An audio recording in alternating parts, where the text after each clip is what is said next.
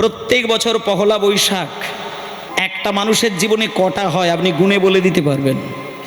এখানে যারা বাবারা রয়েছেন, মায়েরা রয়েছেন, যদি আপনাকে জিজ্ঞেস করে হয় তুমি কটা পয়লা বৈশাখ পেয়েছো, গুণে বলে দিতে পারবে।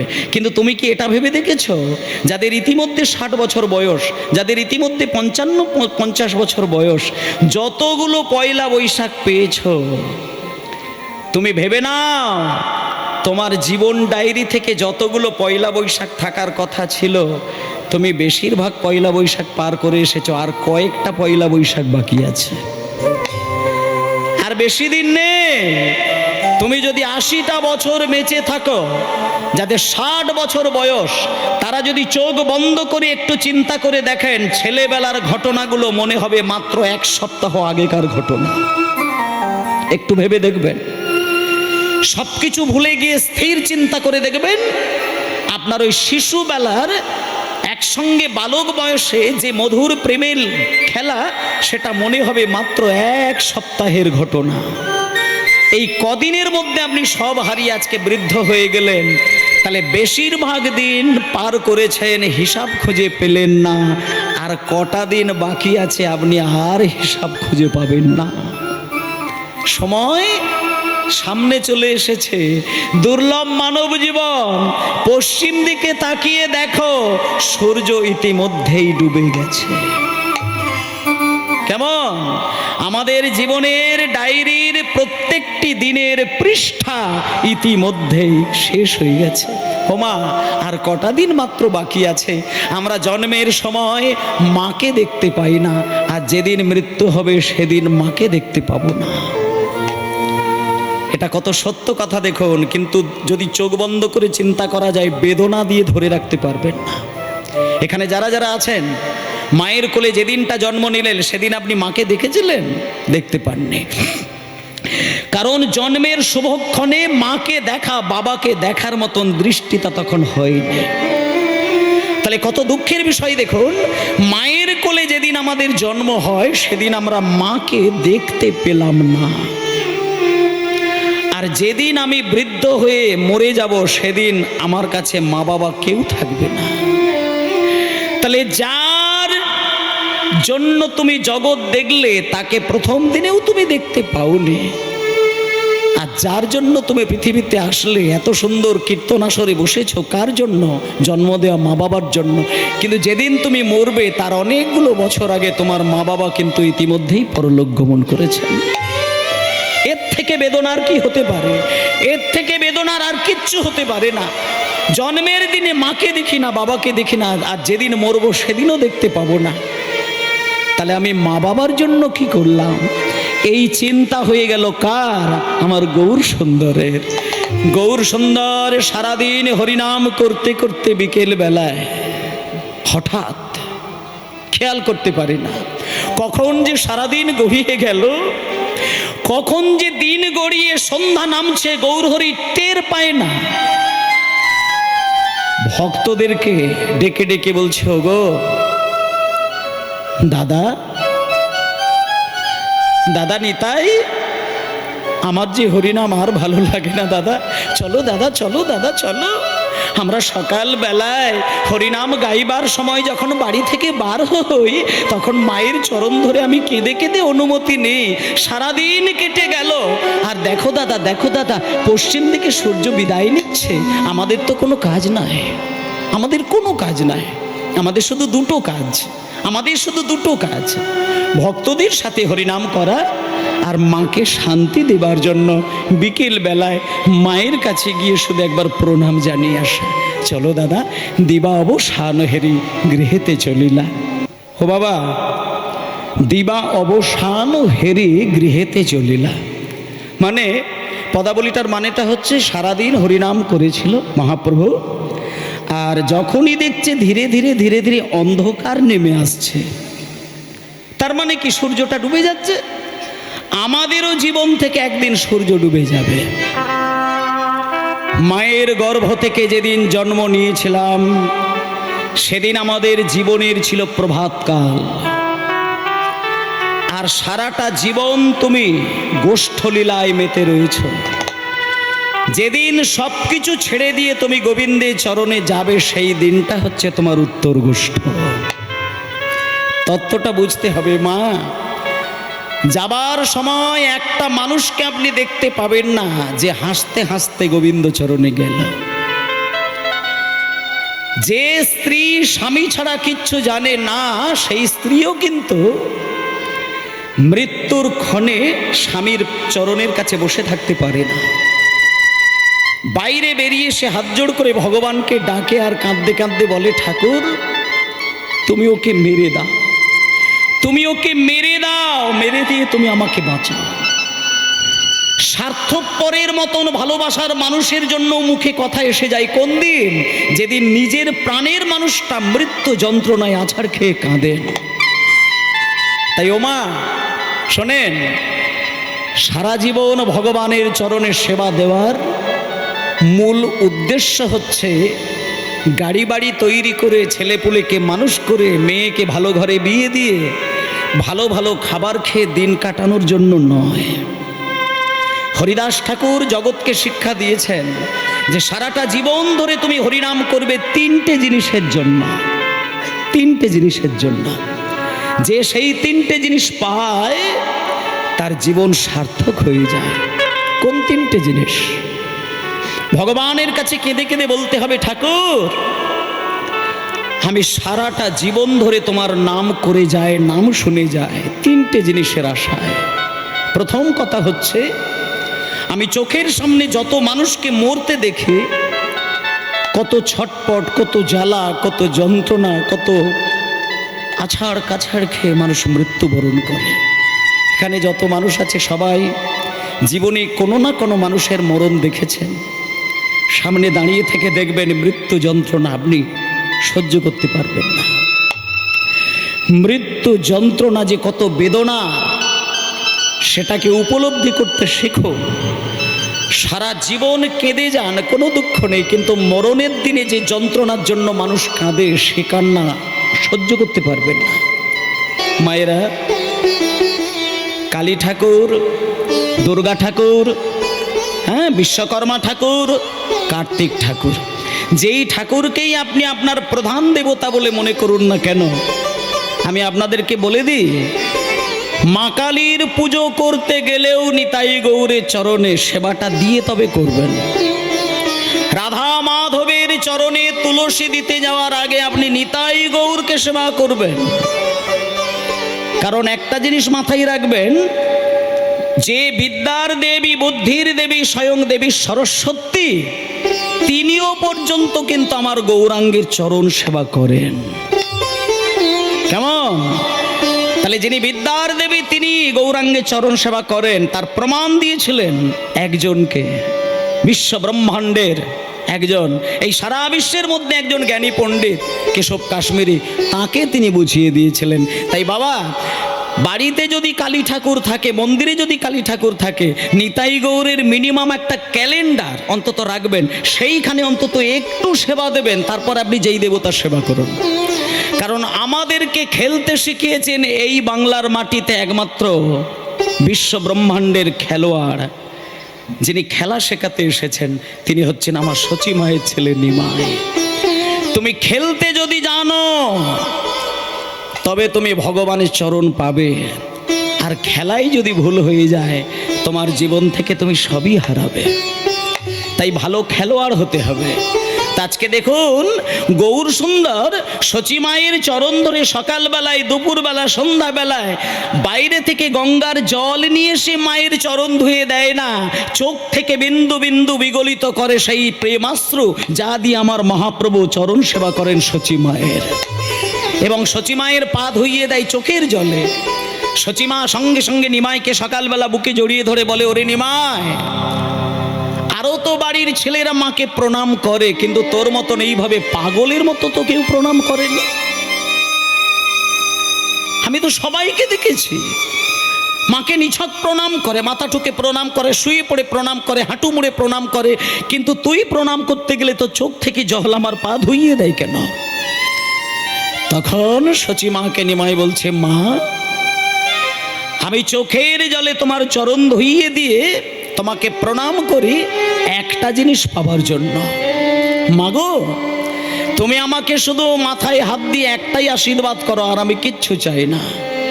আমি সকালবেলায়, দুপুরবেলায়, সন্ধ্যাবেলায় বদন ভরে হরিনাম করে আমি জগতের প্রত্যেকটা মানুষের জ্বালা যন্ত্রণা যেন দূর করে দিতে পারে। এর থেকে আমি বেশি কিছু চাই না। আমি মানুষের মনের দুঃখ, জ্বালা, যন্ত্রণা শুধু দূর করব, এইটুকু আমাকে আশীর্বাদ আর অনুমতি দাও মা, আর আমি কিচ্ছু চাই না।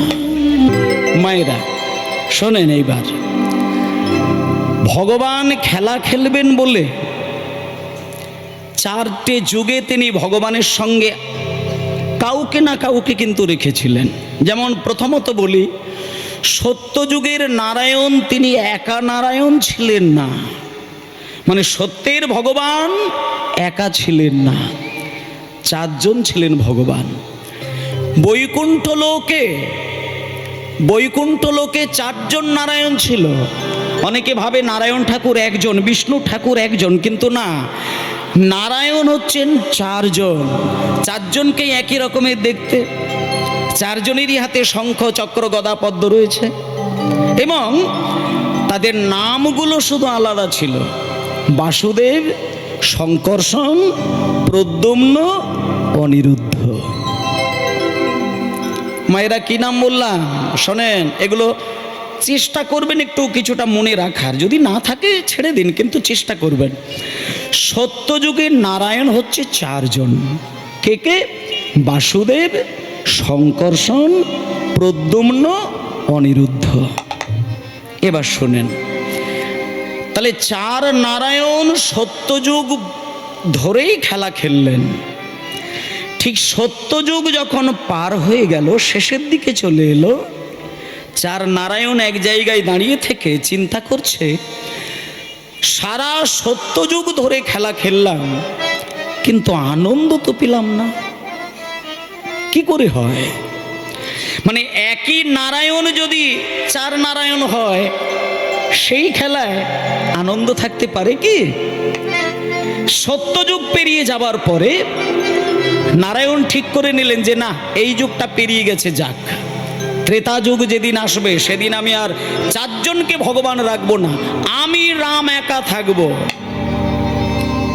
পাশে শুনে নিন, যিনি ছিলেন সত্যযুগে নারায়ণ, তিনি ত্রেতা যুগে হয়ে গেল রাম।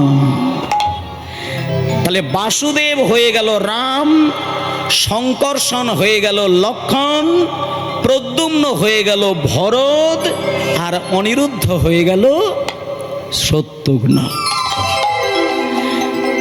দেখুন, বাসুদেব, শঙ্কর্ষণ, প্রদ্যুম্ন, অনিরুদ্ধ, এনারাই যখন ত্রেতা যুগে এসে গেল, 4 ভগবান 4 ভাই হয়ে গেল। 4 ভাই, রাম, লক্ষ্মণ, ভরত, শত্রুঘ্ন। এবার 4 ভাই খেলা খেলছে। কোন যুগে খেলছে? ত্রেতা যুগে খেলছে।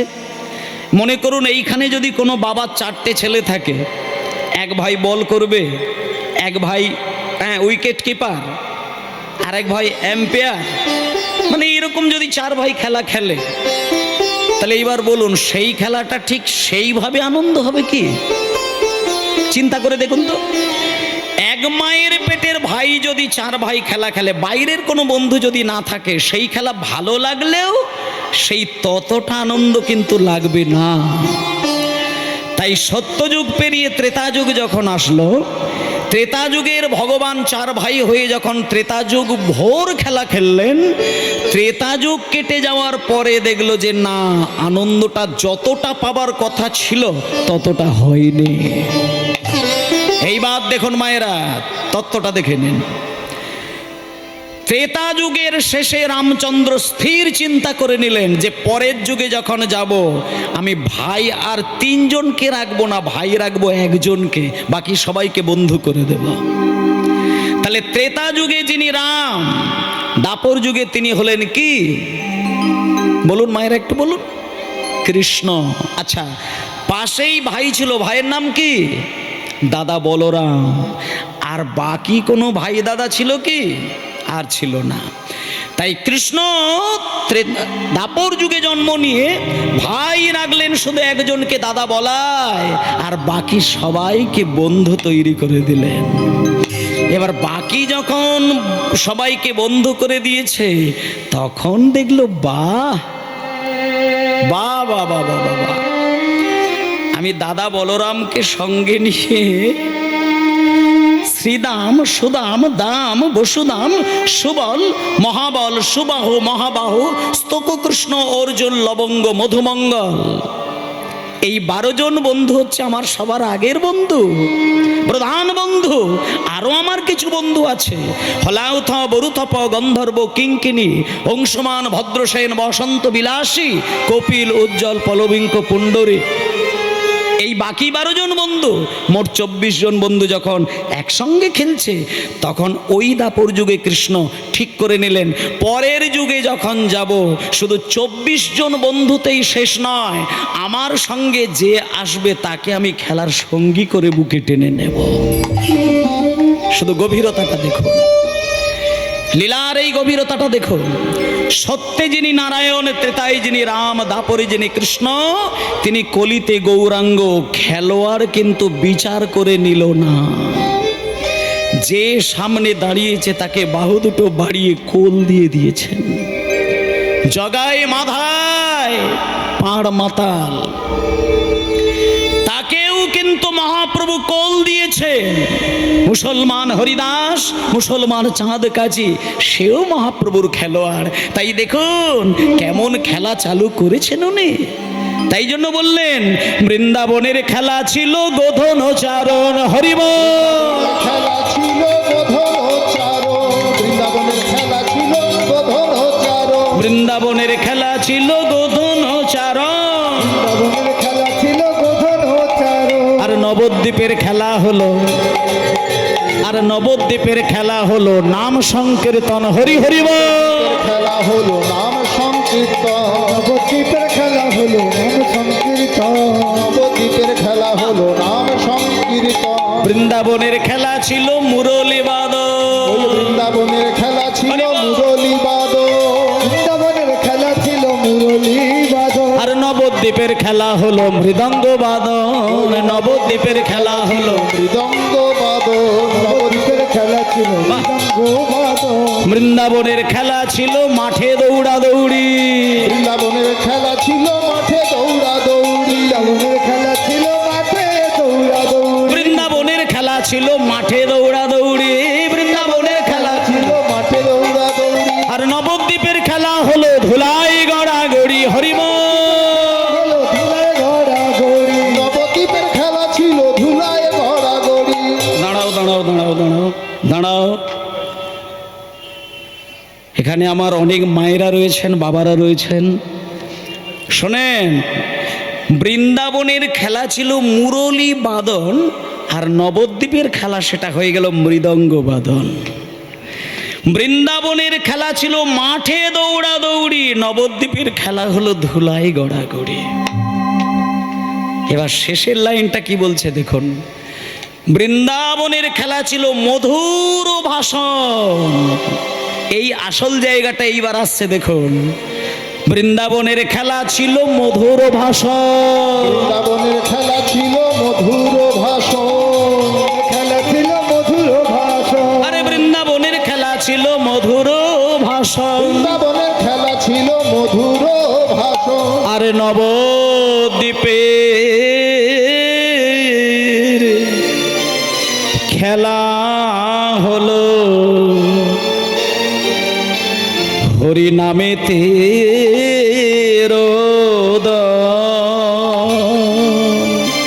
দাঁড়া মায়েরা, 5 বছরের 6 বছরের 10 বছরের ছেলে মেয়েরা বাড়িতে ফোনে গেম খেলবে, কত কত কত কত নলেজ মা বাবাকে দেখিয়ে দেবে, কিন্তু কোন মায়ের কোলের বাচ্চাটা কোলে করে খোলটাকে তুলে নিয়ে দুহাত দিয়ে বাজিয়ে বাজিয়ে হরিনাম করে বলুন তো? আস্তে আস্তে কিছু কিছু কথাগুলো না, এগুলো মানুষ আসলে জেনেও এগুলোকে মানে উপলব্ধি করে না। আপনারা যদি নবদ্বীপে যান, বলে দিই, আমি নিজে প্র্যাকটিক্যাল নবদ্বীপে দেখে এসেছি। বাড়ির ছেলেটাকে ইংলিশ মিডিয়ামে ভর্তি করে দিয়ে শুধু ইংরেজ তৈরি করলে সমাজ দাঁড়াবে না। তুমি বাঙালি, এই চিন্তাটা করতে হবে। এমন একটা সময় ছিল যেখানে, যে সময় সারা পৃথিবীর মধ্যে বাংলা যেটা আজকে চিন্তা করবে, পরশুদিন সেটা বিদেশিরা চিন্তা করত। আর এখন ঠিক উল্টোটা হয়ে গেছে। বিদেশ যেটা আজকে চিন্তা করেছে, পরে সেটা বাঙালি অনুকরণ করে বেড়াচ্ছে। আজকে নারী সমাজে যে সমস্ত ছোট্ট ছোট্ট পোশাক পরে সমাজকে তিক্ত করে দিচ্ছে, এর মূলে বিদেশিদের অনুকরণ বাঙালি ধরে নিয়েছেন। কিন্তু বিদেশ থেকে ভালো কিছু ছিল, বাঙালি কিন্তু সেগুলোকে ত্যাগ করে দিয়েছে।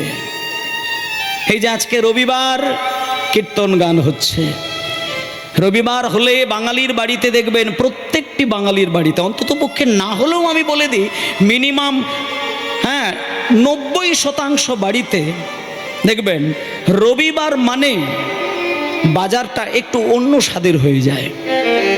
কেন না, বাড়ির লোকটা এতদিন ঠিক মতো বাড়িতে ছিল না, আজকে রয়েছে, তার জন্য ভালো খাবার খেতে হবে। এজন্য আমরা প্রত্যেকটা সনাতন ধর্মের মানুষ দেখবেন রবিবার দিনে বিশেষ করে অন্য রসের খাদ্য খাই। কিন্তু আমরা এটা বুঝি না যে চলে গেছে ইংরেজ, রেখে গেছে লেজ। আমরা ইংরেজের লেজটাকে ধরে লাফালাফি করছি, কিন্তু তাদের আদব কায়দাটা কিন্তু পদদলিত করে দিয়েছে। ইংরেজরা রবিবার দিন ছুটি ঘোষণা করে দিয়েছিলেন। কেন এগুলো জানতে হয় তো।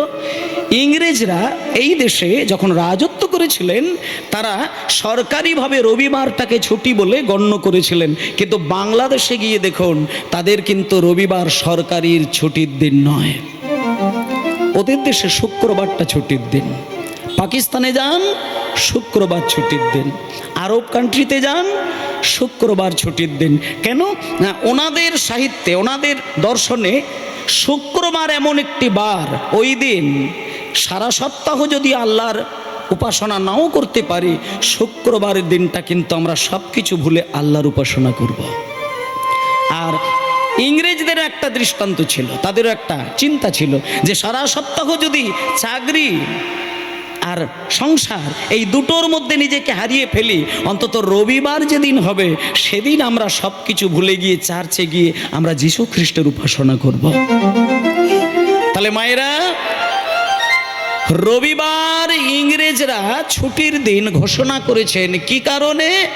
চার্চে গিয়ে যীশু খ্রিস্টের আরাধনা করবেন বলে।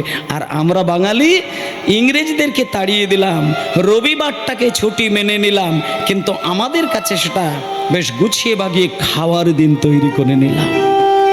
তাহলে যে দিনটা ইংরেজদের কাছে ছিল ত্যাগের দিন, আমাদের কাছে সেটা হয়ে গেল ভোগের দিন। তাহলে বাঙালি দেখুন, তাই জন্য এই জায়গাটা আপনাদেরকে একটু বলতে হয়, মাগো কিছু কিছু শিক্ষা যদি বাড়ির ছেলেটাকে দিয়ে থাকেন, ইংলিশ মিডিয়ামে ইংরেজি শিখবে, চাকরি করবে, টাকা রোজগার করবে, টাকার মেশিন তৈরি হবে, মা বাবারকে রাজবাড়ি তৈরি করে দেবে, করুক, ওগুলো ভুল নয়। প্রত্যেক মায়ের ইচ্ছে থাকবে, বাবার ইচ্ছে থাকবে আমার ছেলেটাও 5 তলা বাড়ি করুক, এটা থাকুক। কিন্তু সেই সাথে সাথে ছেলেটাকে আরও কিছু নীতি শিক্ষা দেওয়ার দরকার। তাকে বোঝান যে আমরা সনাতনী, আমাদের এই সনাতন ধর্মের সব থেকে শ্রেষ্ঠ যিনি ভগবান, তিনি হলেন শ্রীকৃষ্ণ চৈতন্য দেব। তাই তার চরণ সেবা ছাড়া কিন্তু ইংরেজ হওয়া চলে না। যে বাড়িতে গৌরাঙ্গের নাম চলে না, যে বাড়িতে প্রসাদ বলে কিছুই হয় না, যে বাড়িতে ভগবানের নাম অমৃত সারা বছরেও হয় না, সেই বাড়ির ছেলেটা টাকার মেশিন তৈরি হলেও সেই মা বাবা কিন্তু সেই সন্তানকে নিয়ে এক বিন্দু সুখে থাকতে পারে না। আমার নিজে চোখে দেখা বহু মানুষকে দেখেছি, মা তার নিজের সব কিছুকে বলি দিয়ে নিঃস্ব করে নিজের পেটের ছেলেটাকে ইংরেজ বানিয়েছেন, টাকার মেশিন বানিয়েছেন। আর বাবা সারা জীবনের সঞ্চিত ধন এক নিমেষে ছেলের জন্য শেষ করে দিয়েছেন। প্রতিদানে ছেলে একটা পশু তৈরি হয়েছে, মানুষ তৈরি হয়নি। কত দেখবেন। আর আরজিকর কাণ্ড তো তার একটা জ্বলন্ত প্রমাণ পাচ্ছে। হ্যাঁ, আরজিকর কাণ্ডে যে ঘটনা ঘটেছে সেটা রাস্তার মাতাল ছেলেদের দ্বারা কিন্তু ঘটনা ঘটেনি, ওখানে যা ঘটেছে উচ্চ শিক্ষিত জ্ঞানী মানুষদের দ্বারাই ঘটেছে। সুতরাং নৈতিক শিক্ষা, সামাজিক বোধজ্ঞান আর ঐশ্বরিক আধ্যাত্মিক রস মানুষের হৃদয়ে যদি বিকশিত না হয়, সেই মানুষ উচ্চ শিক্ষিত হলেও সমাজের ক্ষেত্রে সেই মানুষের কিছু ভূমিকা থাকে না। তাই জন্য দেখবেন, একটা কথা বলি, বেদেও সেই জায়গাটা দেওয়া রয়েছে। ঋগ্বেদ, সামবেদ, যজুর্বেদ, অথর্ববেদ। ঋগ্বেদ স্তব শেখায়, সামবেদ যজ্ঞ শেখায়, যজুর্বেদ সুরতাল শেখায়, আর অথর্ববেদ সমাজ গঠনের নীতি শিক্ষা দেন। তাই মাগো, সমাজ যাতে টিকে থাকবে এই বিদ্যা যদি সন্তানকে দিতে পারেন, তাহলে জানবেন আপনি আদর্শ মায়ের আসনে বসলেন। ওমা, আপনার ছেলের কাছ থেকে ভাত পাবেন কি রুটি পাবেন, এই চিন্তা করে ছেলেকে মানুষ করার দরকার নেই। আপনি বরং রাত দিন ভগবানের কাছে তুলসী তলায় প্রদীপ দিতে গিয়ে আপনি ভগবানের কাছে কেঁদে কেঁদে, আপনার যদি দুটো ছেলে থাকে, আপনি শুধু কেঁদে কেঁদে বলুন, ঠাকুর, আমার যে সন্তান দুটো গর্ভে ধারণ করে জন্ম দিয়েছি, ওই ছেলেগুলোকে কৃষ্ণ ভক্ত তৈরি করে তোমার সেবক করে নাও, আমার সেবা করতে হবে না।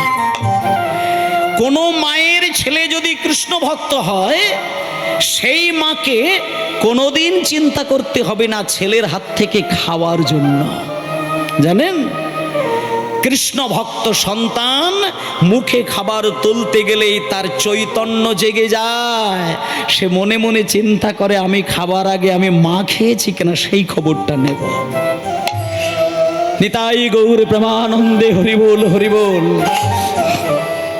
আমি নিজে প্র্যাকটিক্যাল দেখে এসেছি। আমি নবদ্বীপে আমি নিজে দেখেছি। মায়েরা শুনে নিন, 7 বছরের ছেলে, 7 বছর, বিদেশি, বাঙালি ছেলে নয়, বিদেশি ছেলে, ভালো করে কথা বলতে পারে না, ভালো করে হাঁটতে পারে না, ছুটতে পারে না, কিন্তু মা বাবার শিক্ষাটা কোথায় দেখুন।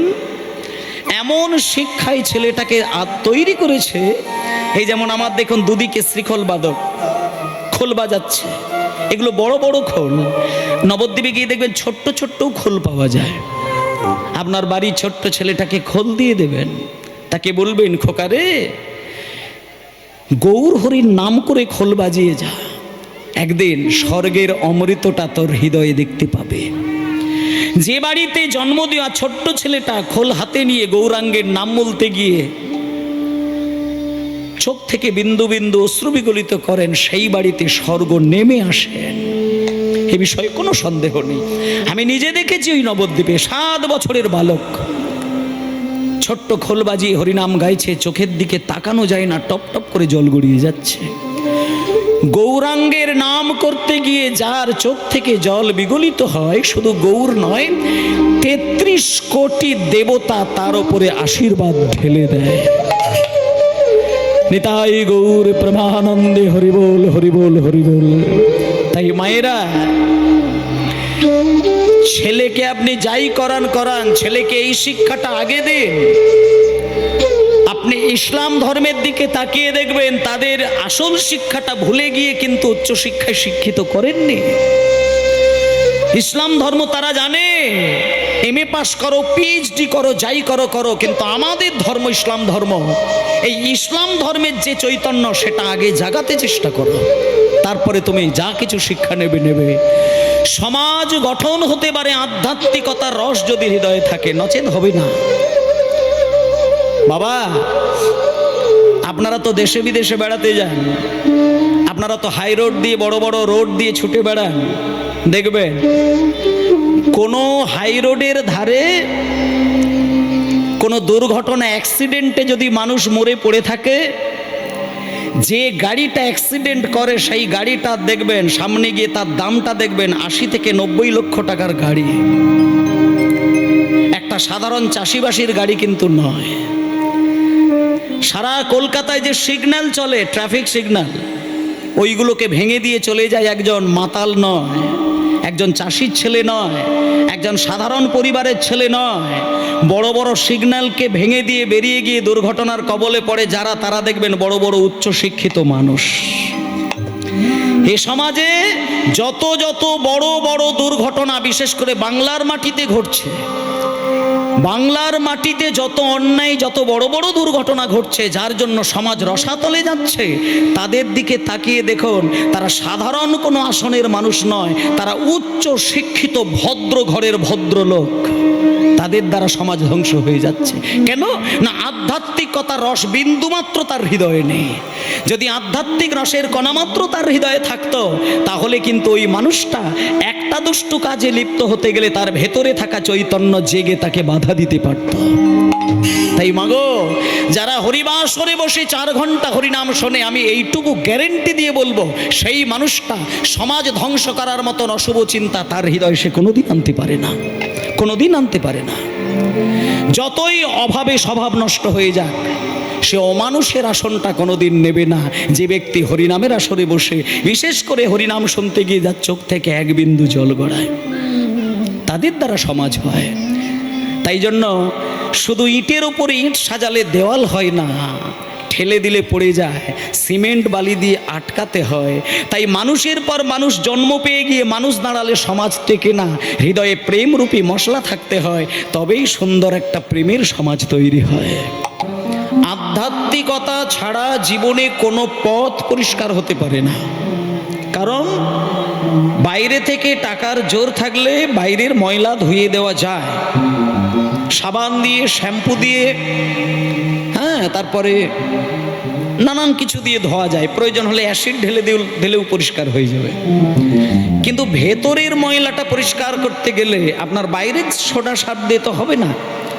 আর ওই ভেতরের ময়লা পরিষ্কার করার জন্য যে আধ্যাত্মিক রসটা হৃদয়ে থাকার দরকার, সেইটা যার হৃদয়ে রয়েছে, তিনি যদি রাজনৈতিক নেতা হতে পারেন, তার দ্বারা দেশ পবিত্র হবে, সোনা দিয়ে মুড়বে, এ বিষয়ে আপনাদের চিন্তা করার কোনো বিষয় নয়। আর সেটার জন্য কৃষ্ণ তার লীলার মধ্যে দেখিয়েছেন এবং চৈতন্য মহাপ্রভু দেখিয়েছেন। তখনকার দিনে সারা বাংলার যিনি প্রধানমন্ত্রী আর অর্থমন্ত্রী ছিলেন, রূপ গোস্বামী, সনাতন গোস্বামী। শোনেন, একটু কথা বলি। প্রধানমন্ত্রী, অর্থমন্ত্রী রূপ গোস্বামী, সনাতন গোস্বামী। আর তখনকার দিনে যিনি সারা বাংলার নবাব ছিলেন, আলাউদ্দিন নবাব হোসেন শাহ। সেই আলাউদ্দিন নবাব হোসেন শাহর আমলে প্রধানমন্ত্রী আর অর্থমন্ত্রী হয়েছিলেন 2 জন ব্রাহ্মণ ঘরের ছেলে। সেখানে ছেলে মানুষই কথা নয়। তাহলে সেই প্রধানমন্ত্রী, অর্থমন্ত্রী, তিনি মন্ত্রিত্ব ছেড়ে দিয়ে, স্বইচ্ছায় মন্ত্রিত্ব ছেড়ে দিয়ে, কোটি কোটি টাকার সম্পত্তি ছেড়ে দিয়ে, সমস্ত কিছু ছেড়ে দিয়ে, একখণ্ড সাদা কাপড় হাঁটুর উপরে জড়িয়ে তিনি বৈরাগ্য ধর্ম পালন করে বৃন্দাবনে গিয়ে বাবাজি হয়েছিলেন। কেন না? তিনি ছিলেন সেই রকমই একজন মন্ত্রী যার হৃদয়ে ছিল কৃষ্ণ প্রেমের ধারা। তাই কৃষ্ণ প্রেম মাখানো একজন বিধায়ক সাহেব, কৃষ্ণ প্রেম মাখানো একজন সভাপতি সাহেব, কৃষ্ণ প্রেম মাখানো একজন আমাদের রাজ্যের রাজা, সে যেই হোক না কেন, কৃষ্ণ প্রেম মাখানো আমাদের দেশের যিনি রাজা, সে যেই হোক না কেন, তিনি কিন্তু একজন আদর্শ রাজা হতে পারে, এছাড়া হতে পারে না। সারা দেশটাকে নিজের ঘরের সন্তানের মতন করতে পারে, ভাবতে পারে তিনি, যিনি আধ্যাত্মিক চৈতন্যময় হয়ে থাকেন। এটাই সব থেকে বড় বিষয়। তা খুবই ভালো লাগলো যে এখানকার বিধায়ক সাহেব তিনি মঞ্চে দাঁড়িয়ে চৈতন্য সম্পর্কে একটা শ্লোক বললেন। কেমন? খুব ভালো, আপনারাও ভালো, আমারও খুব ভালো লেগেছে। আর সব থেকে বড় কথা, ওনাদের কথাগুলো আপনারা মন দিয়ে শুনলেন, ধৈর্য হারা হননি, এটা সব থেকে বড় বিষয়। যাই হোক, চলুন একটু কলাবতী রাগের ওপরে অন্তত যে বিষয়টা ছিল সেই বিষয়ে যাবার আগে আমরা একটুখানি যে শক্তির দ্বারা সেই শক্তির আরাধনা করে চলে, সেই শক্তিকে আবার একটুখানি বাজিয়ে নেব সবাই মিলে। বলুন, ছিলাম যে জায়গায়, আমি সেই জায়গাতেই চলে যাব। তবে তার আগে যেহেতু মাঝখানটা লীলাটা কাটা হয়েছিল, তাই সেটাকে জুড়তে হবে। আর এখানে তো ফেবিকুইক দিয়ে জোড়া যাবে না। তাহলে এইখানে লীলা পতনের জোর দেওয়ার জন্য আমাদের মনের জোরেন দিতে হবে। আর মনটাকে যদি লীলার মধ্যে জুড়তে হয়, তাহলে যে শক্তির দ্বারা হয় সেই পরম ব্রহ্ম, সেই হরিনাম, সেই কৃষ্ণ নাম যেটা মহামন্ত্র, যা বাংলা ভাষায় কিন্তু সংস্কৃত নয়, তিনি মন্ত্র শ্রেষ্ঠ, যাকে মহামন্ত্র বলে, সেই নামটা একটুখানি করব সবাই মিলে। সবাই মিলে নামটা একটু করবেন, কেমন? হরে কৃষ্ণ হরে কৃষ্ণ কৃষ্ণ কৃষ্ণ হরে হরে হরে রাম হরে রাম রাম রাম হরে হরে হরে কৃষ্ণ নিতাই গৌর প্রেমানন্দ হরি বল। কৃষ্ণ কৃষ্ণ হরে হরে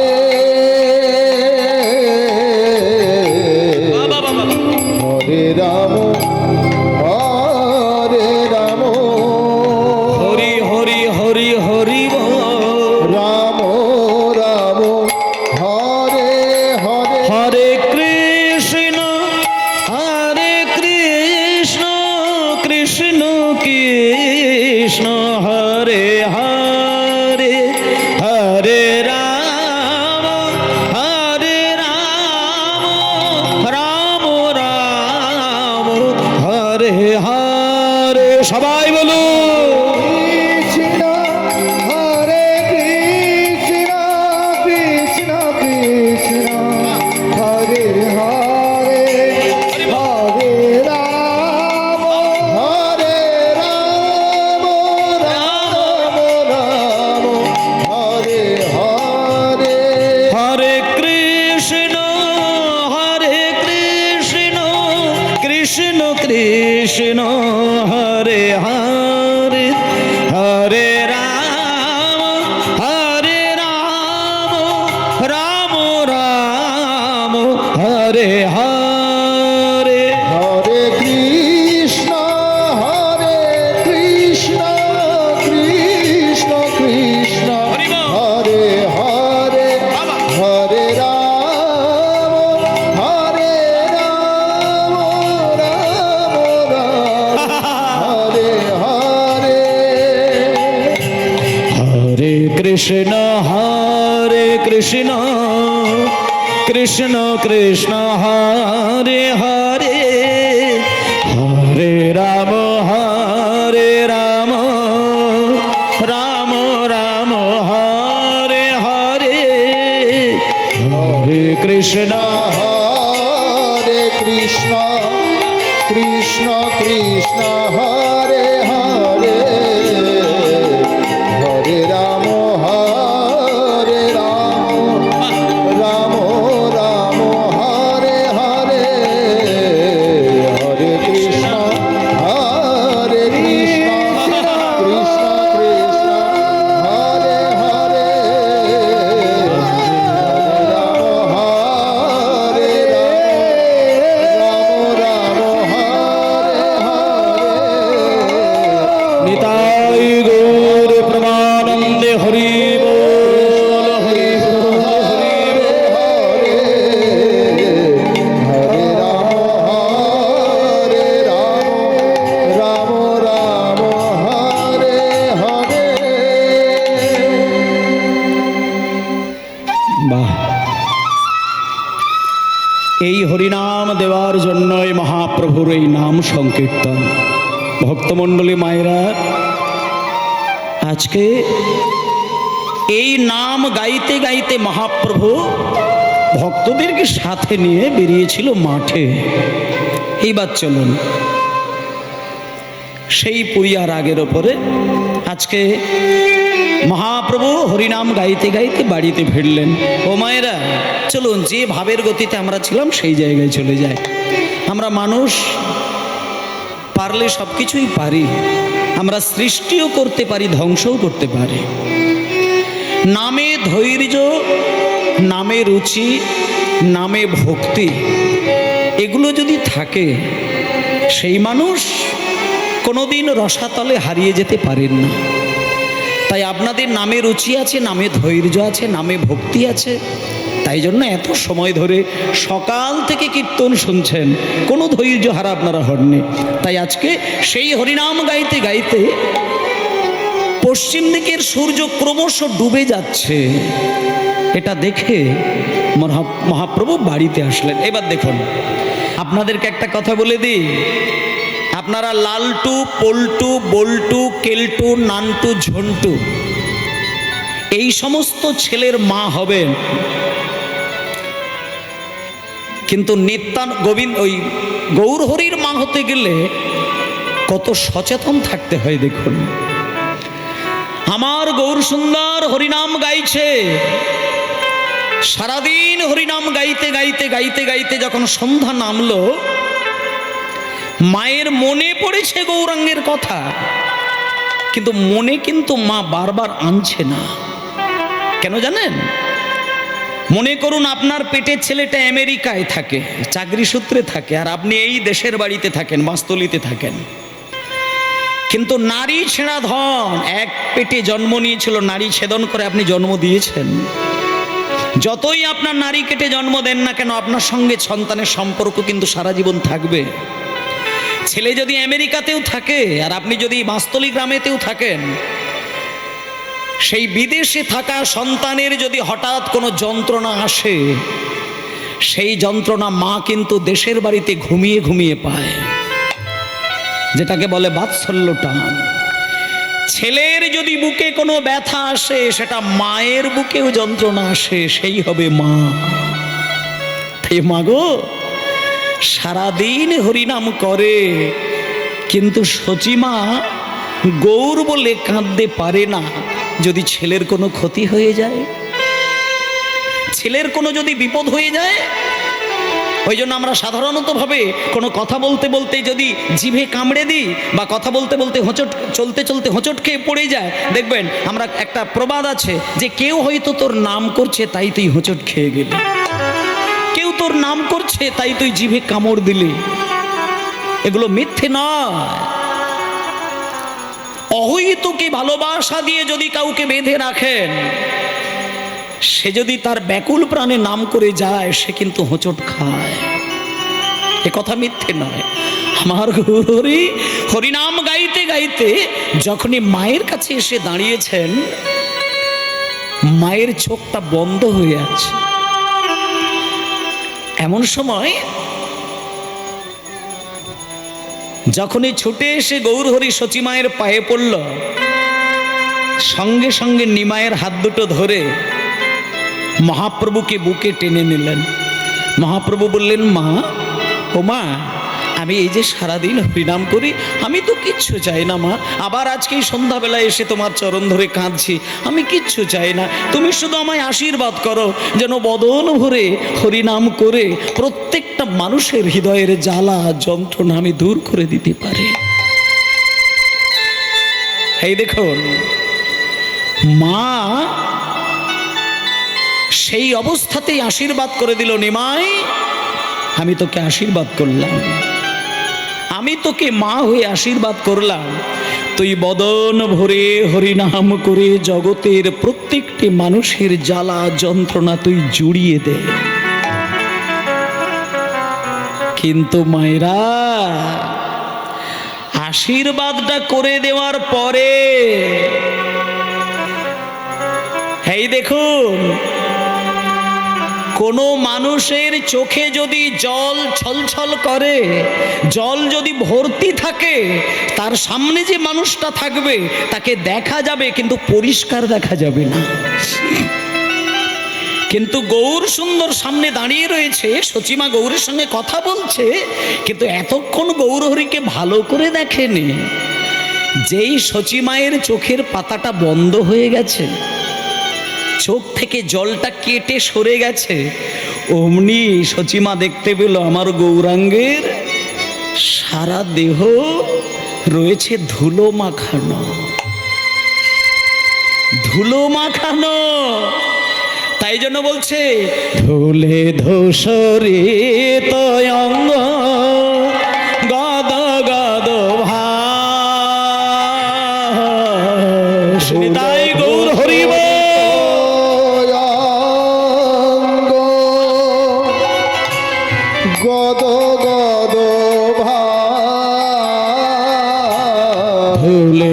ধূসরিত অঙ্গ গদ গদ ভাসলে ধূসরিত অঙ্গ গদ গদ এই নরহরি, এই গদাধর, এতক্ষণ আমি নিমায়ের দিকে ভালো করে তাকিয়ে দেখি না, তাই আমি বুঝতে পারছি না। এই নরহরি, এই গদাধর, তোদের ওপরে আমার নিমাইকে সাজিয়ে গুছিয়ে তোদের দায়িত্বে ছেড়ে দিই, তোরা আমার নিমাইয়ের সারা গায়ে ধুলো মাখিয়ে ফিরিয়ে দিয়েছিস। অভিমানের শচী দেবী বলে উঠলেন, আমি আর যেতে দেব না, আমি আর যেতে দেব না, আমি আর যেতে দেব না, আমি আর যেতে দেব না। এবার ঘরে বসে নাম করবে, আর যেতে দেব না। বসে নাম করবে আর যেতে দেব, এবার ঘরে বসে নাম করবে, আর যেতে দেব না। ঘরে বসে নাম করবে আর যেতে দেব। অভিমানে শচী মাতা বলে, আর যেতে দেব না। নামে সচী মাতা বলে আর যেতে দেব না। এই নরহরি, বলি নরহরি তুই কোথায় ছিলি?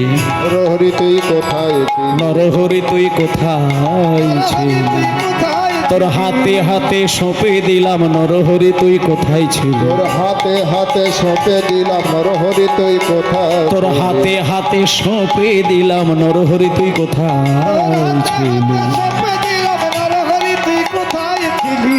দাঁড়া মায়েরা, চোখে জল ভরা থাকলে এটা সত্য কথা যে পরিষ্কার দেখা যায় না, একটা ঝাপসা দেখা যায়। কিন্তু চোখের পাতাটা যখন পড়ে যায়, চোখ থেকে জলটা যখন কেটে যায়, তখন কিন্তু পরিষ্কার মানুষটাকে দেখা যায়। তা আজকে যখন সচিমা চোখ বন্ধ করেছে, চোখের জল সরে গেছে, অমনি দেখলো সারা নিমায়ের অঙ্গে রয়েছে ধুলো ভরা।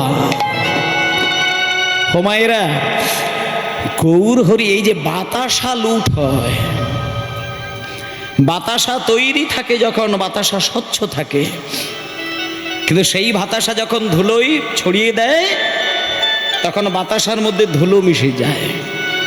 সেই ধুলো মেশানো বাতাসা ভক্তের কাছে ভক্তিরূপে দেখা দেয়। কেন শোনেন, আজকে যখনই দেখছে নিমাইয়ের সারা গায়ে ধুলো মাখানো, নরহরি গদাধর এদেরকে মা আঙুল তুলে বলছে, এই নরহরি কোথায় ছিলে তুই? নরহরি তখন না মা সারা গা ঠক ঠক ঠক ঠক করে কাঁপছে, মানে নরহরি থরথর করছে। নরহরি আসলে বলতে চাইছে, মাগো তোমার নিমায় না আমরা কেউ ধুলো মাখাইনি মা। নিমায়ের পিঠে, নিমায়ের গায়ে, নিমায়ের মাথায়, নিমায়ের মুখে এই যে ধুলো মাখানো, এটা আমরা কেউ মাখিয়ে দিই না, এটা নিমাই নিজে ধুলো মেখেছে। মানে হ্যাঁ দাঁড়াও, নিমাই ধুলো মেখেছে মানে আমার নিমাই কি বাচ্চা ছেলে? ও কি কচি খোকা যে ধুলোই গড়াগড়ি দেবে? ভক্ত এক পাশ থেকে বলছে, সচিমা কি করে তোমাকে বোঝাবো, তোমার নিমাই এ যে সে নয়। নিমাইকে যে চিনতে পারবে সে আর কোনো ভগবানের চরণে ধূপধুনো দেবে না। শোনো মা, তোমার নিমাই হচ্ছেন স্বয়ং গোবিন্দ। যেমন এই যে আজকে আপনার আমার কীর্তন শুনবেন বলে এই মুহূর্তে আপনারা কি সুন্দর বসে রয়েছেন ধৈর্য ধরে, কিন্তু মায়েরা একদিনকে এইরকমই কৃষ্ণের ডাকে কোনো মানুষ নয়, কোনো দেবতা নয়, হাজার হাজার গ্রন্থ এসে জড়ো হয়েছিল। হাজার হাজার গ্রন্থ এসে লাইন দিয়ে বসে রয়েছে। গোবিন্দ গ্রন্থের দিকে তাকিয়ে একটা প্রশ্ন ছুড়ে দিলেন, হে গ্রন্থগণ, তোমরা একটু এই এতগুলো গ্রন্থের মধ্যে তোমরা কি আমার একটা প্রশ্নের উত্তর দিতে পারবে? আমার প্রশ্নের উত্তরটি হলো এটাই, আমি সারাটা জীবন ভগবান হতে শিখেছি, কিন্তু ভক্ত হতে আমি আজও পর্যন্ত পারলাম না। তাই এখানে যত যত গ্রন্থ রয়েছে, তোমরা কি কেউ বলতে পারো যে আমি কেমন করে ভগবান থেকে ভক্তের আসনে বসতে পারি? দেখুন বাবা, সামনে যত হাজার গ্রন্থ ছিল কেউ কিন্তু আর এই প্রশ্নের উত্তর দিল না। একেবারে পিছনে একটা গ্রন্থ ছিল, সে হাত তুলে দিলেন। এবার যেই হাত তুলেছে কৃষ্ণ দূর থেকে বললেন, কে তুমি? উঠে দাঁড়াও। এবার যেই উঠে দাঁড়িয়েছেন উনি হলেন শ্রীমদ্ ভাগবত। দেখুন এইখানটা আপনারা বুঝে যান, ভাগবত কিন্তু পারে ভগবানের মুখে মুখে তর্ক করতে। ভাগবতের এমন ক্ষমতা রয়েছে, ভাগবত পারে কৃষ্ণের সাথে তর্ক করতে। ভাগবত দূর থেকে বললেন যে হে কৃষ্ণচন্দ্র, আপনি যদি আমাকে অভয় দেন তাহলে আপনাকে আমি এক্ষুনি বলতে পারি আপনি কেমন করে ভগবান থেকে ভক্ত হবেন। তখন কৃষ্ণ বললেন, ঠিক আছে, আমি তোমাকে অভয় দিলাম, তুমি বলো কেমন করে ভক্ত হতে পারি। তখন ভাগবত বলছেন যে ঠাকুর, ভক্ত আপনি হতে পারেন, কিন্তু আমি স্পষ্ট কথা বলি, কষ্ট পাই না। ভক্ত যদি আপনাকে হতে হয় তাহলে আমার আইন মেনে চলতে হবে। আমার আইন ভারতবর্ষের আইনের সঙ্গে মিলবে না। আমার আইন হলো ভক্তি জগতের আইন। ভারতের আইন আর ভক্তি জগতের আইন এক হবে না। ভারতবর্ষের সংবিধানে সংরক্ষণ বলে একটা জিনিস আছে, কিন্তু ভক্তি জগতে সংরক্ষণ বলে কিছু নেই। ভারতের সংবিধানে একজনের পেটে বিদ্যে নেই, ক লিখতে কলম ভাঙে, কিন্তু একজন মন্ত্রী হয়ে যেতে পারে। কি করে হবে? তার যদি ভোটের জোর থাকে। ক লিখতে কলম ভাঙবে তবুও সে মন্ত্রী হবে, তার ভোটের জোর থাকলেই হয়ে যায়। একজন ক লিখতে কলম ভাঙে কিন্তু বড় অফিসার হতে পারে, কিসের জোরে? তার যদি টাকার জোর থাকে। কিন্তু মায়েরা, এটা ভারতের সংবিধানে আছে, ভক্তি জগতের সংবিধানে ওটা নেই। ভক্তি জগতের সংবিধানে একটাই নিয়ম, রাজার জন্যে যে আইন আর ওই রাস্তার ভিখারির জন্যে সেই আইন। এবার এই কথাটা যখন বললেন, কৃষ্ণের একটু সন্দেহ বাঁধলো, কিন্তু জিজ্ঞেস করে নিলেন যে আচ্ছা ঠিক আছে, তোমার আইনটা তাহলে তুমি ক্লিয়ার করে বলো, পরিষ্কার করে বলো। তখন এইবার ভাগবত বলছেন, ঠাকুর, ভক্ত যদি আপনাকে হতেই হয় তাহলে আপনি কিছু মনে করবেন না, যেখানে ভক্তের চরণ ধুলা পড়ে থাকবে সেইখানে আপনাকে গড়াগড়ি দিতে হবে। নিতাই গৌর তমানন্দে হরি বল। মানে ভক্তের চরণ ধুলো যদি তুমি গায়ের মধ্যে একবার বুলিয়ে নিতে পারো তবেই তুমি ভক্ত হতে পারবে, নচেত তুমি ভক্ত হতে পারবে না। এবার আমি এখানে যত মায়েরা রয়েছে তাদেরকে একটা প্রশ্ন করব। কৃষ্ণ আজকে ভক্ত হবার জন্য এই বাঁশতলির হরিবাসরে এসেছেন, মনে করুন এসেছেন, আর উনি আপনাদের কাছে হাত জোড় করে বললেন যে এখানে কে আমাকে চরণ ধুলো দেবে বাবা? যদি দিতে চাও বলো, আমি ছুটে গিয়ে তার চরণ ধুলো নেব। এবার কৃষ্ণ যদি চরণ ধুলো আপনাদেরকে চায়, বলুন আপনারা কে চরণ ধুলো দেবেন? কে চরণ ধুলো দেবেন? একটু হাত তুলুন তো দেখি। ভগবানকে আপনার পায়ের ধুলো দেবেন, কে দেবেন? শোনেন, এটা দিতে হবে না, ভাবলেও নরকে ঠাঁই হবে না। আপনি যদি এটা শুধু ভেবেছেন যে আমার পায়ের ধুলো কৃষ্ণকে দেব, আপনি নরকেও ঠাঁই পাবেন না। আর কৃষ্ণ ভগবান হয়ে এটাও চাইবে না যে আমি ভক্ত হতে গিয়ে আমারই এক ভক্তকে নরকগামী করে দিই। তাহলে খুঁজে খুঁজে এই পৃথিবীর মধ্যে এমন একজন ভক্তকে বার করার দরকার, যে ভক্তের চরণ ধুলো সারা অঙ্গেও যদি কৃষ্ণ বুলিয়ে নেয়, সেই ভক্ত নরকে যাবে না, আর কৃষ্ণও ভক্ত হয়ে যাবে। খুঁজে খুঁজে খুঁজে খুঁজে বিশ্ব ব্রহ্মাণ্ডের মধ্যে একজন ভক্ত পাওয়া গেল। তিনি কে? তিনি আর কেউ নয়, তিনি হলেন গোবিন্দের বামঙ্গ সম্ভূতা রাধা রানী। রাধারানী যেহেতু ভক্ত শিরোমণি, তাই তার চরণধুলো গায়ে মাগলে কৃষ্ণ ভক্ত হয়ে যাবে। আর রাধারানী যেহেতু কৃষ্ণের অংশ থেকে জন্ম, তাই রাধারানীর চরণধুলো গায়ে মাগলে রাধারানী কোনোদিন নরকে যাবে না। তাই মান লীলার ছলনা করে কৃষ্ণ আমার রাধারানীর চরণধুলো গায়ে মাগলেন। এবার মায়েরা বলুন তো, রাধার চরণধুলো কৃষ্ণ গায়ে বুলিয়ে শুধু কি ভক্ত হয়েছিল? না, আরো এক্সট্রা অনেকগুলো কাজ হয়েছিল, মানে অতিরিক্ত কিছু লাভ হয়েছিল। সেগুলো কি? এক নম্বর হলো, রাধার চরণধুলো গায়ে মেখে কৃষ্ণ ভগবান থেকে ভক্ত হয়ে গেল, এটা প্রথম।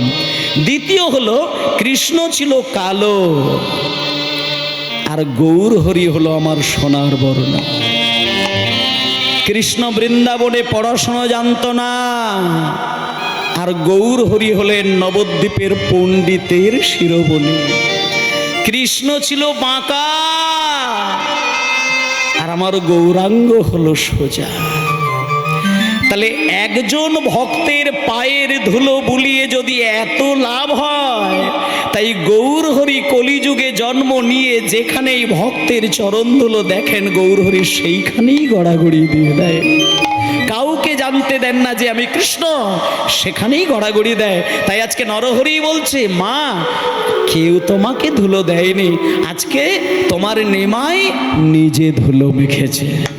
ধুলে ধূস ঋতয়ঙ্গ গদ গদ ভাস। হরি হরি হরি বল।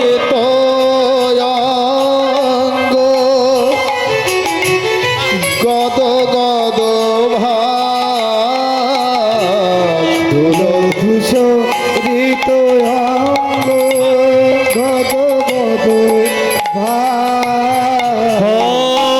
রাধা মোহন পদ করত হিয়া। রাধা মোহন পদ করত হিয়া। সে রাধা হন পদ করত হিয়া। রাধা মোহন পদ করত হৃদয় গৌর হরি পদ করত হিয়া রে। এ রাধা মোহন পদ করত হিয়া রে। রাধা মোহন পদ করত হিয়া। রাধা মোহন পদ করত হে রাধা মোহন পদ করত হিয়া। রাধা মোহন পদ করত হিয়া। রাধা মোহন পদ করত হে রাধা মোহন পদ করত হিয়া রে।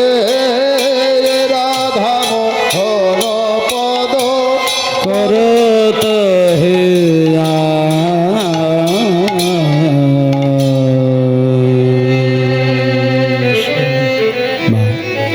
বেশ সুন্দর। একটু প্রাণ ভরে আমরা একটু আস্তে আমরা এতক্ষণ ধরে খুব সুন্দরভাবে, সুন্দর মনে, সুন্দর চিন্তায় গৌর হরির হরিনাম করতে করতে ফিরে আসার লীলাটি শুনলাম। এবার চলুন আমরা সবাই মিলে একটু বৃন্দাবনে যাই। বৃন্দাবনে গিয়ে দেখি সেইখানে ভগবান কৃষ্ণ কেমন করে কি গোপীদেরকে নিয়ে ঘরে ফেললেন, শ্রীদাম সুদামদেরকে নিয়ে ঘরে ফেললেন। সবাই মিলে একটু যাব সেই বৃন্দাবনে। বৃন্দাবনে যেতে গেলে মায়েরা এতক্ষণ গৌরচন্দ্রিকার মধ্যে দেখলাম, এবার চলুন মন প্রাণ দিয়ে সবাই মিলে একটু বৃন্দাবনে গিয়ে আমরা ব্রজের ভাবটা লক্ষ্য করি সবাই মিলে।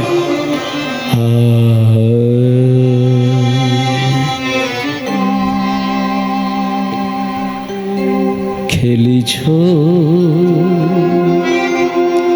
একটুখানি বৃন্দাবনে যেতে গেলে মনের ভাবটা কি থাকে এই গানটার মধ্যে একটু ছোট্ট করে গাইব। খেলিছ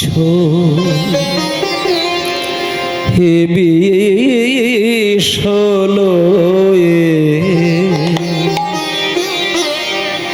বিরাট শিশু আনমনে খেলিছ। প্রলয় সৃষ্টি তব পুতুল খেলা নিরজনে প্রভু নিরজনে খেলিছ। এ বিশলয়ে বিরাট শিশু আনমনে খেলিছ। নিতাই গৌর হরিব। এ বিশলয়ে বিরাট শিশু আনমনে খেলিছ। শূন্য মহাকাশে মগ্ন লীলা বিলাসে। শূন্য আকাশে মগ্ন লীলা বিলাসে। শূন্য মহাকাশে মগ্ন লীলা বিলাসে। শূন্য মহা আকাশে মগ্ন লীলা বিলাসে। হাসিছ খেলিছ তুমি, হাসিছ খেলিছ তুমি আপন মনে নিরজনে প্রভু নিরজনে খেলিছ। এ বিশলয়ে বিরাট শিশু আনমনে খেলিছ।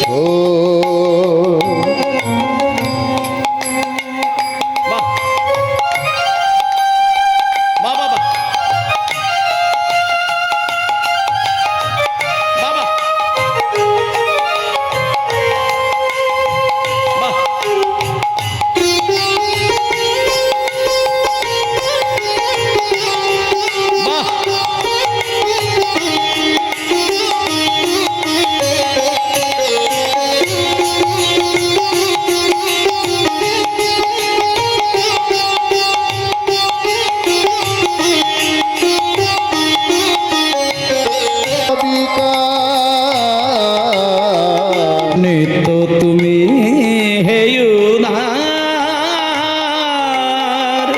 সুখে দুঃখে অবিকার। ভাঙিছ গড়িছ নীতি ক্ষণে ক্ষণে নিরজনে প্রভু নিরজনে খেলিছ। এ বিশলয়ে বিরাট শিশু আনমনে খেলিছ। এ বিশলয়ে বিরাট শিশু আনমনে খেলিছ। শ্রী গুরু নিতাই গৌর প্রেমানন্দে হরিবোল হরিবোল হরিবোল। সবাই বলুন মধুময় শ্রীধাম বৃন্দাবন ধাম কি, মধুময় শ্রীধাম বৃন্দাবন ধাম কি, মধুময় শ্রীধাম বৃন্দাবন ধাম কি। একটুখানি নজরুল ইসলামের গানের মধ্য দিয়ে আমরা বৃন্দাবনে প্রবেশ করলাম। মানে ভগবান কৃষ্ণ দেবকীর গর্ভে জন্ম নিয়েছিল ছোট্ট বালক, একেবারে শিশু পুত্র। কিন্তু জগতের প্রত্যেকটি মায়ের ছেলে আর দেবকীর ছেলে কৃষ্ণ তফাৎটা অন্য জায়গায়। শিশু মানে ছোট্ট, একেবারে কচি ছেলে, বাচ্চা ছেলে, কিন্তু কৃষ্ণের ক্ষেত্রে তিনি এমন একজন শিশু যেটা বিরাট শিশু। তিনি খেলা খেলতে গিয়ে কখনো আকাশ, কখনো এই মর্তধাম, কখনো পাতাল, সব জায়গায় খেলা খেলেন। তো মা আজকে খেলা খেলতে খেলতে ভগবান কৃষ্ণ চলুন ব্রজের মাঠে খেলা খেলছেন। হঠাৎ খেলা খেলতে খেলতে খেলতে খেলতে ওই একই ঘটনা, পশ্চিম দিকে লাল টকটকে সূর্যটা ঢলে পড়েছে। কলাবতীতেই দিয়ে দাও, দেখি ওখান থেকে বেরিয়ে যায়।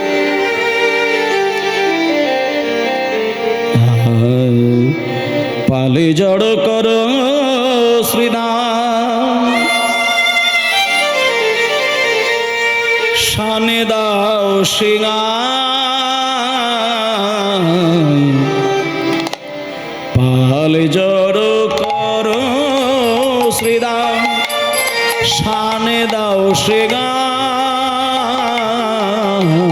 পালে জড় করো শ্রীরাম, শান দাও সিংহার। সমানে বিষম খায় নাম করে মা, বিষম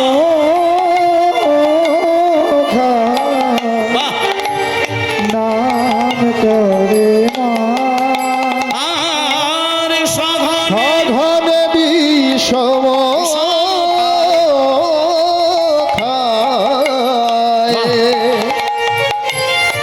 নাম করে মায়ে। দাঁড়া, বৃন্দাবনের মাঠে ভগবান কৃষ্ণ খেলা খেলছেন।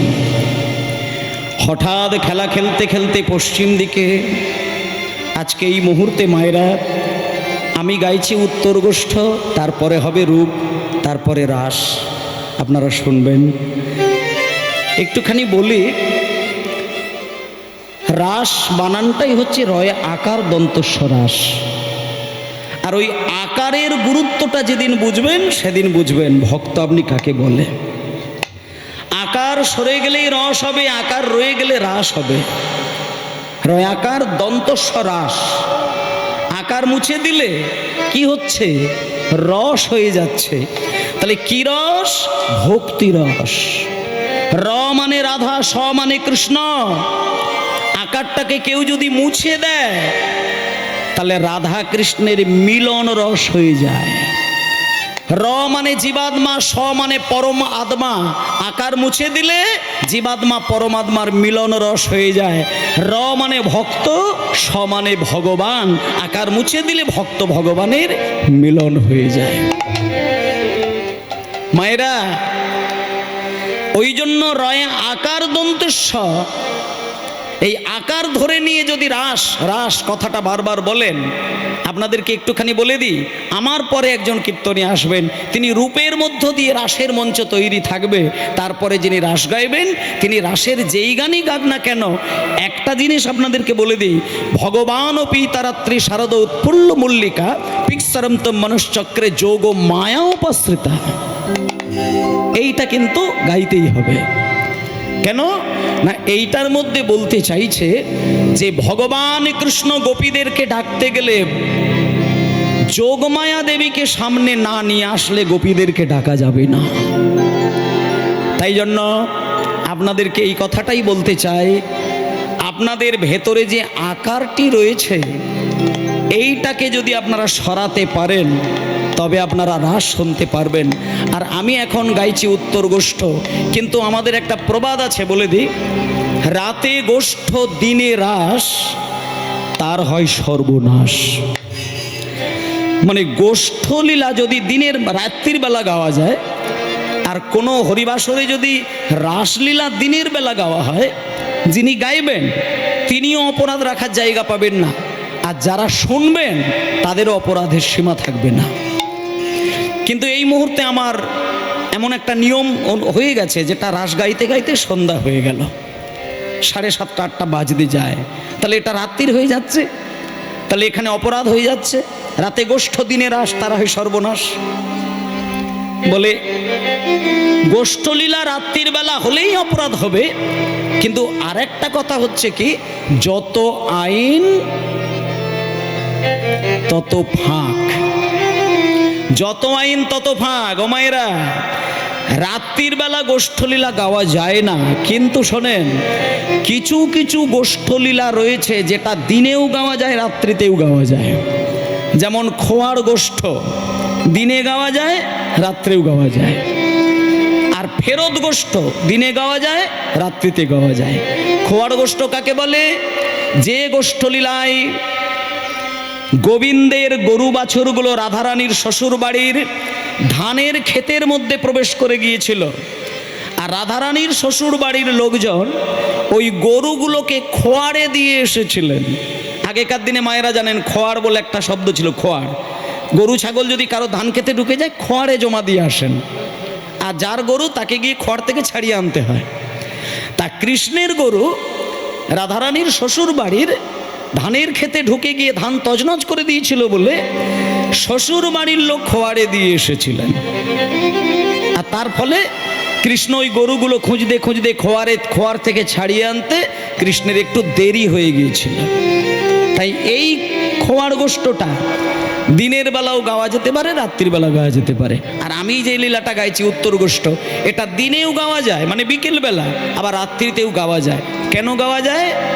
এই লীলাটার শেষের দিকে গিয়ে বুঝতে পারবেন কেন রাত্রিতে গাওয়া যেতে পারে। রাত্রি 10টা বেজে গেলেও উত্তর গোষ্ঠ গাওয়া যায়, তার কারণটি একটু পরেই জানতে পারবেন। শুনুন, আজকে যখন কৃষ্ণ শ্রীদাম সুদাম দাম বসুদামদের সঙ্গে গলায় জড়িয়ে ধরে খেলা খেলছে, হঠাৎ কৃষ্ণ বিষম খেয়ে গেলেন, বিষম খেলেন।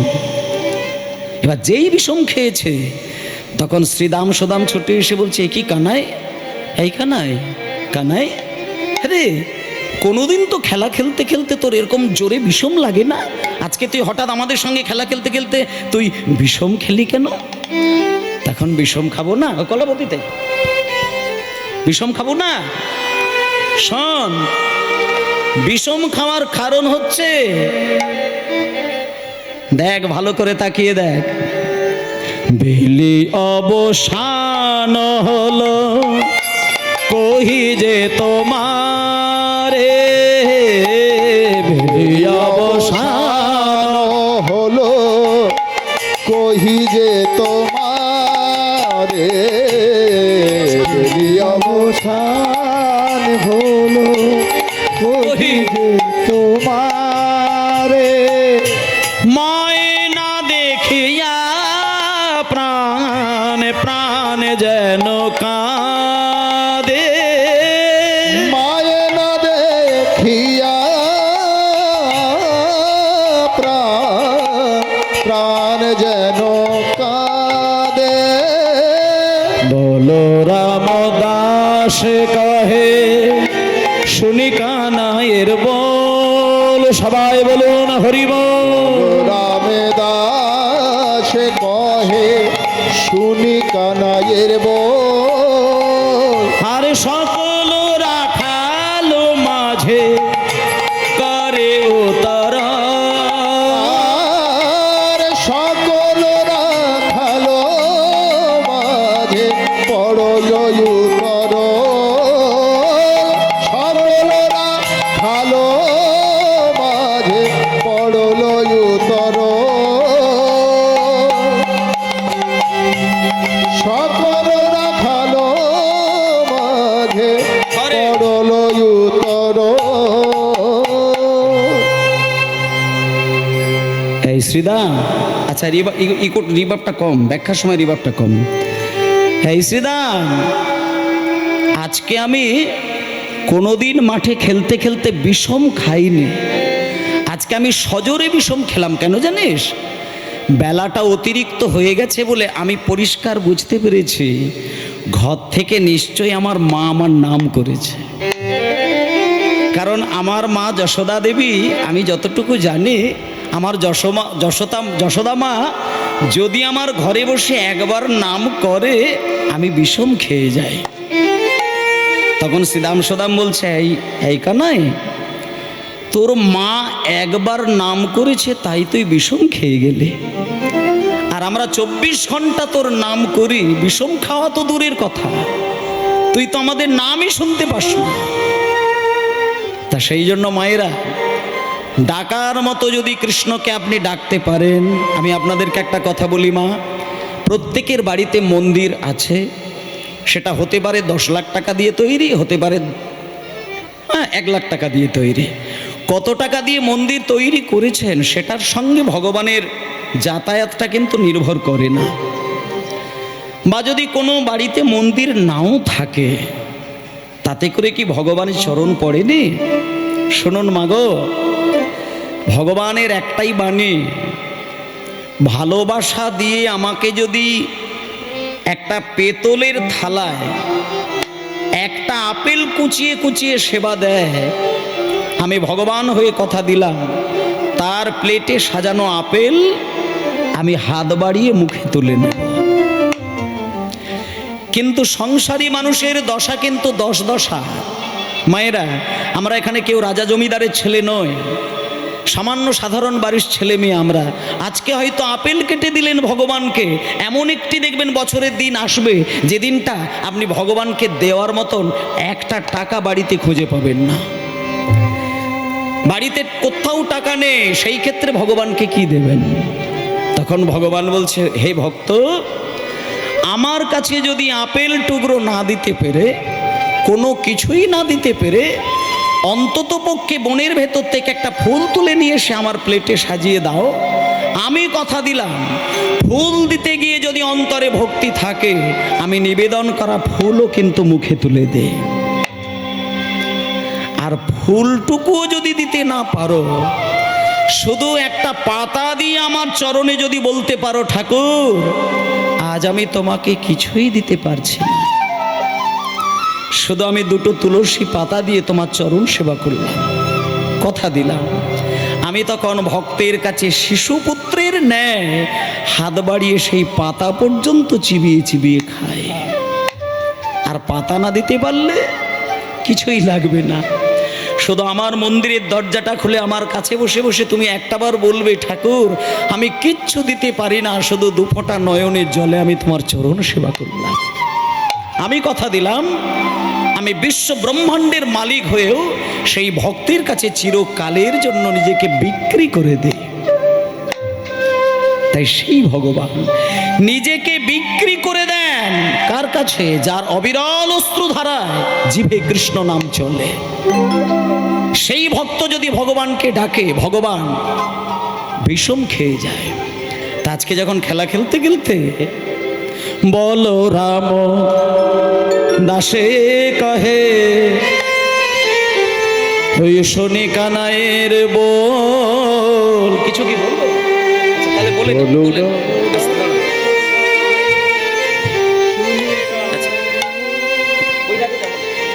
সদী ভক্তমণ্ডলী, মাতৃমণ্ডলী,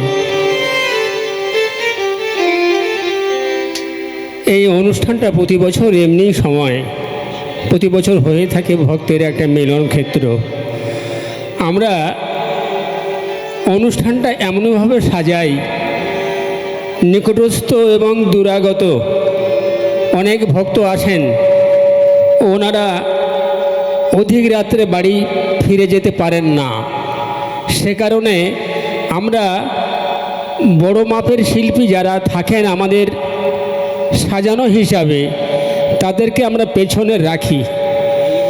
যিনি গান গাইছেন ওনার এবছরের মতো ওনার পালা সমাপ্তির পথে, অর্থাৎ উনি আর আধ ঘন্টা আসরে আসছেন একজন বড় মাপের শিল্পী গৌরাঙ্গ সুন্দর চক্রবর্তী।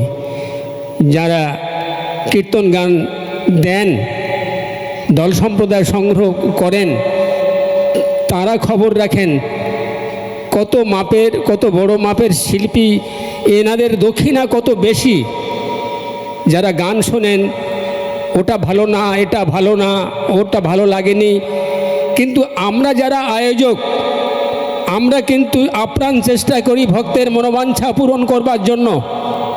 সে কারণে এখন গাইছেন দেবনারায়ণ পাল। অন্তত এই আসর থেকে এবছরের মতো ওনাকে আর পাওয়া যাবে না। এরপরে আসছেন গৌরাঙ্গ সুন্দর চক্রবর্তী। আমি একটা জিনিস লক্ষ্য করছি, সেটা হচ্ছে একটা দিনের জন্যে, দিন রাতের অনুষ্ঠানের জন্য যদি সন্ধ্যেবেলার মধ্যে যদি আপনারা বড় বড় শিল্পীদেরকে গান না দেন, তো আমরা বাড়ি চলে গেলাম, শরীর পাচ্ছে না। কিন্তু কাদের আশায়, কিসের আশায় এই অনুষ্ঠানটা করব? ইতিপূর্বে তো আমরা অনুষ্ঠান করেছি, এখন রাত মাত্র 7টা, 7:30 বাজে। যাই হোক, সবার কাছে অনুরোধ করব যে আপনারা আমাদের পাশে থাকুন, আমাদের দিন রাত্রের এই অনুষ্ঠানের সাথী হয়ে কষ্ট হলেও থাকবেন, এটুকু অনুরোধ কমিটির পক্ষ থেকে আমরা করব।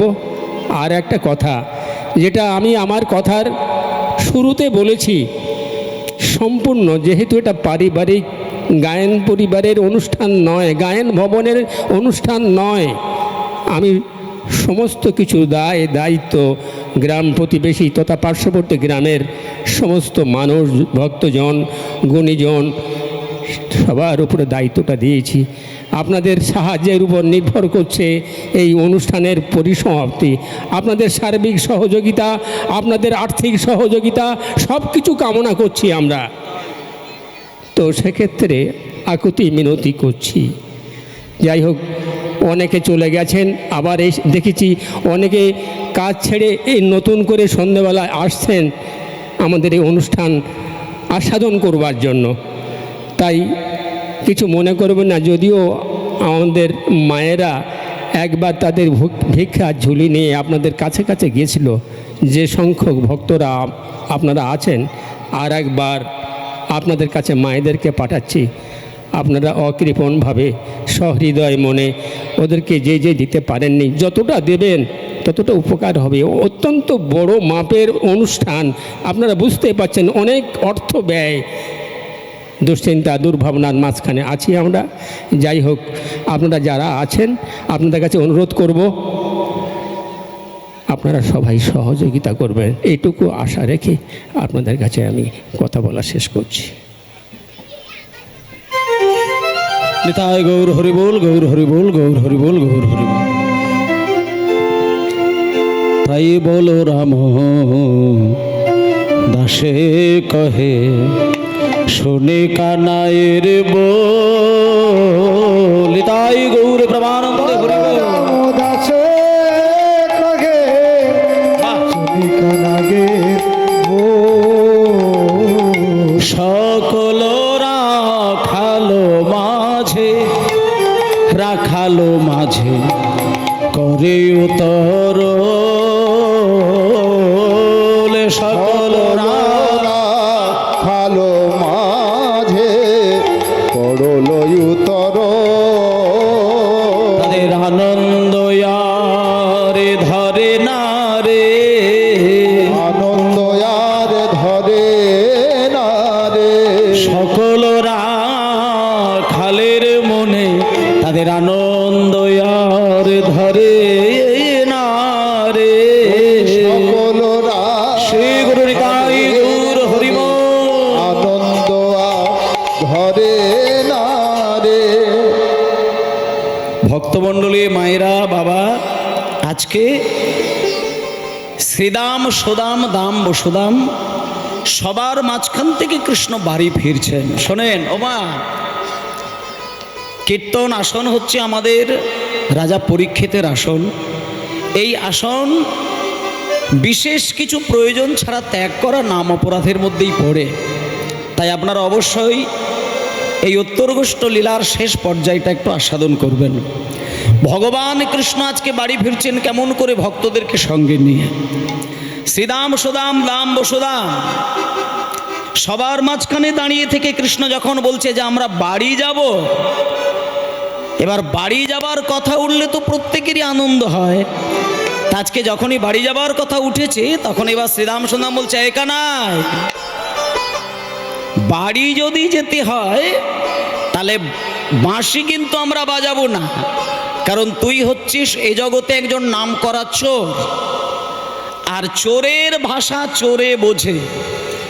তুইও চোর, তোর গরুগুলোও চোর, তাই তোর বাঁশিতে চোরাসুর বাজে, আর ওই চোরাসুর গরুদের কানে যায়, তখন ওই গরুগুলো ফিরে আসে। তাই এই কানাই, কানাই ফিরা রে, কানাই ফিরা রে, চড়া ধেনু কানাই ফিরা রে, কানাই হরি হরি বল। কানাই ফিরা রে, চোরা ধেনু কানাই ফিরা রে, কানাই ফিরা রে, কানাই ফিরা রে, ও চড়া ধেনু কানাই ফিরা রে, কানাই ফিরা রে, কানাই ফিরা রে, চোরা ধেনু কানাই ফিরা রে। তুই চড়া তোর, তুই চড়া তোর ধেনু চড়া ফিরা রে, আমি পারবো না কানাই ফিরাতে। তুই চড়া তোর ধেনু চোরা ফিরা রে, তুই চোরা তোর ধেনু চোরা ফিরা রে, তুই চড়া তোর ধেনু চড়া ফিরা রে, আমি পারবো না কানাই ফিরাতে। তুই চড়া তোর ধেনু চড়া ফিরা রে, আমি পারবো না কানাই ফিরাতে। ফিরা রে, কানাই ফিরা রে, চোরা ধেনু কানাই ফিরা, কানাই ফিরা রে, কানাই ফিরা রে, তোর চড়া ধেনু কানাই ফিরা রে, কানাই ফিরা রে, রে, কানাই ফিরা রে, চোরা ধেনু কানাই ফিরা রে। দাঁড়া মায়েরা, শ্রীদাম সুদাম দাম বসুদাম যখন বলছে আমরা কিন্তু বাঁশি বাজাবো না, চোরের ভাষা চোরে বোঝে, তুই হচ্ছিস চোর, তোর গরুগুলোও চোর। তখন এইবার শ্রীদাম বলছে তুই বাঁশি বাজা, তবে তো তোর গরু ফিরবে। তখন কৃষ্ণ বলছে আমি বাঁশি বাজাবো? বলছে হ্যাঁ বাঁশি বাজা।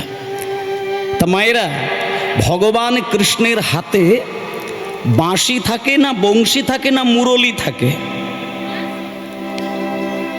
এই জায়গাটা একটু বোঝার বিষয়। ভগবানের হাতে বাঁশি না বংশী না মুরলি? শোনেন, তিনটেই ভগবানের কাছে থাকে। কখনো কখনো তিনি মুরলি বাজায়, কখনো বাঁশি বাজায়, কখনো বংশী বাজায়। বলে তাহলে মুরলি আর বাঁশি আর বংশী কি আলাদা? বলে আলাদা। শোনেন, 12 আঙুল লম্বা 9টি ছিদ্রযুক্ত বাঁশি তাকে বলা হচ্ছে বংশী। 17 আঙুল লম্বা 8টি ছিদ্রযুক্ত বাঁশি তাকে বলা হচ্ছে বেনু। আর 2 হাত লম্বা 4টি ছিদ্রযুক্ত বাঁশি তাকে বলা হচ্ছে মুরলি। আর এই যে বাঁশিটা, এ আর কেউ নয়, এ দেবী সরস্বতী বাঁশি রূপ ধারণ করে কৃষ্ণের হাতে বসে আছেন। কেন বসে আছে? কারণ সরস্বতীর একটা মনের আক্ষেপ ছিল যে আমি রাধারানীর সঙ্গে কৃষ্ণের প্রেম দেখেছি। রাধারানীকে কৃষ্ণ কোলে করে নিয়ে কথা বলেন, আর কৃষ্ণ রাধারানীর অধরামৃত পান করিয়ে দেয়, রাধারানী কৃষ্ণের অধরামৃত পান করেন। তাই একদিন সরস্বতী চিন্তা করলেন যে আমিও একটা মুহূর্তের জন্য কৃষ্ণের অধর অমৃত পান করব। দাঁড়াও, অধর অমৃত মানে ঠোঁট, অধর মানে ঠোঁট, আর অমৃত মানে হচ্ছে চুম্বন। রাধারানী কৃষ্ণের অধরামৃত পান করেন, এটা সরস্বতী জানেন। সরস্বতী একদিন স্থির চিন্তা করে নিয়েছেন যে আমি একদিন কৃষ্ণকে কেঁদে কেঁদে বলবো আমাকে একটা মুহূর্তের জন্য যেন তার অধরামৃত পান করায়।